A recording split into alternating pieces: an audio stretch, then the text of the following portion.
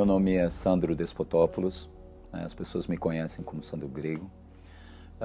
Eu nasci numa família cristã, me tornei, na verdade, né, até por solicitação do meu pai, como coroinha da Igreja Ortodoxa, né, cristã ortodoxa.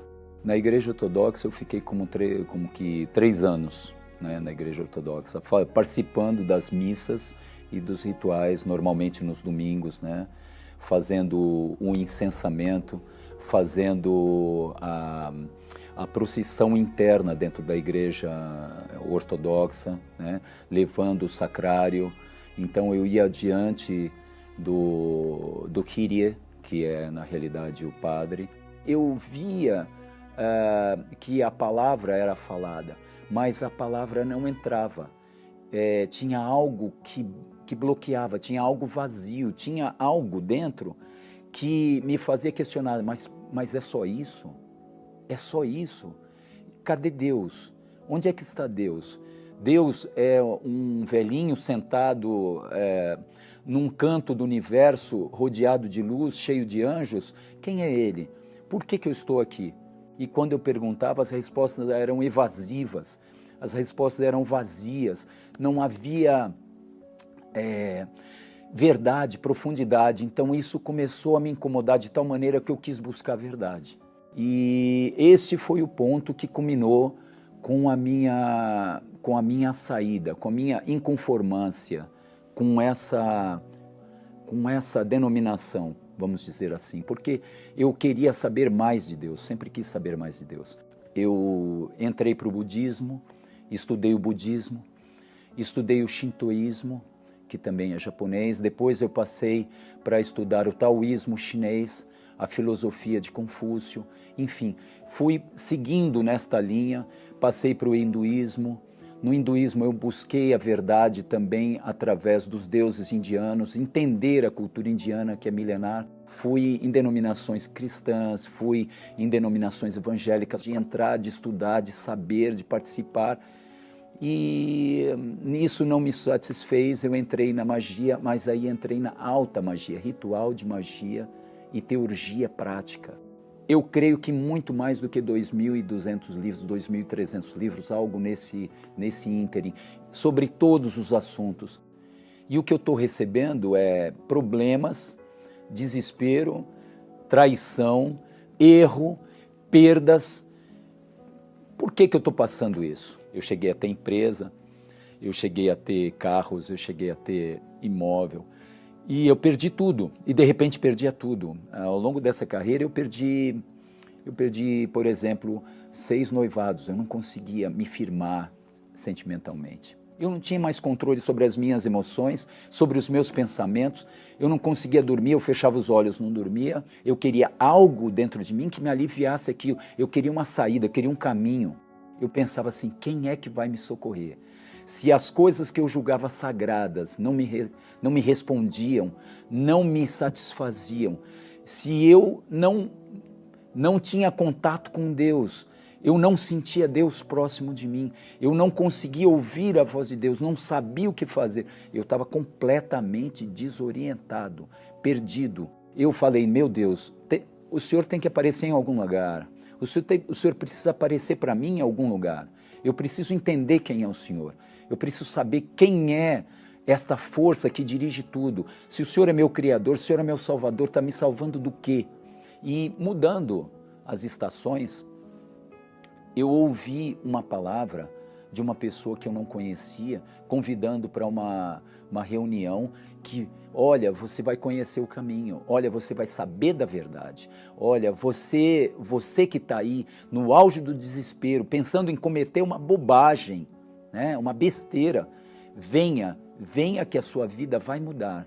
E a reunião era uma reunião de segunda-feira com o bispo Jadson, e as pessoas, a reunião já tinha começado, eu cheguei 5 minutos depois, as pessoas estavam de pé, uma multidão, e foi muito bom.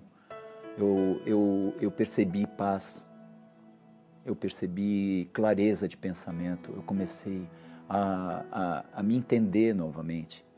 Eu comecei a perceber que eu tinha vida, Eu me entreguei de corpo, alma e espírito, porque eu sabia que a gente não pode fazer as coisas pela metade. Ou você faz 100, ou você não faz nada. E eu sempre fui assim.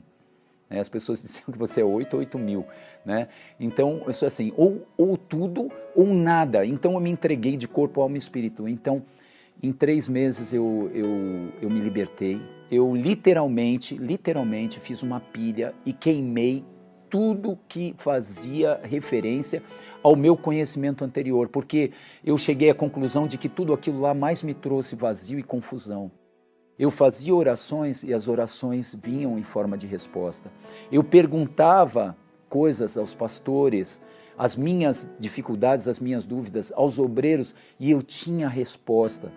E aquela resposta eu ia conferir na Bíblia, porque eu não aceitava somente a palavra. Eu ia lá, eu ia buscar na palavra se aquilo era correto realmente, porque eu sabia que a Bíblia era sagrada. Ao longo das reuniões de quarta-feira, onde a gente desenvolve mais o Espírito Santo, desenvolve mais a salvação da alma, eu comecei a entender por que eu deveria aceitar o Senhor Jesus para ser salvo e o que era essa salvação. Então veio essa resposta para mim. Eu comecei a entender que, como a nossa alma vive dentro do nosso corpo, também o Espírito de Deus pode viver dentro do nosso corpo, usando o nosso corpo como casa, como templo. E isso me maravilhou. Eu falei, puxa, como é que isso pode acontecer? Que lindo isso aí, que perfeito isso aí. Eu que imaginava que ele estava tão longe, e ele está perto, e eu estou mergulhado dentro dele, da vida que ele criou, e ele pode vir para dentro de mim e me preencher. Isso para mim me causou uma maravilha. Isso foi fundamental para que a minha busca se intensificasse. Nós tivemos o jejum de Daniel. E no jejum de Daniel foi a primeira vez que eu tive contato com essa informação, porque lá fora, em nenhum lugar eu ouvi falar sobre Espírito Santo. E a proposta do jejum de Daniel de me afastar de tudo, então eu me afastei de tudo, televisão, internet, telefone, revista, rádio, porque sempre quis ser muito bem informado, eu lia notícias, eu buscava nos jornais, enfim, informação é comigo mesmo, né? Então eu me isolei de tudo isso aí, foquei nele.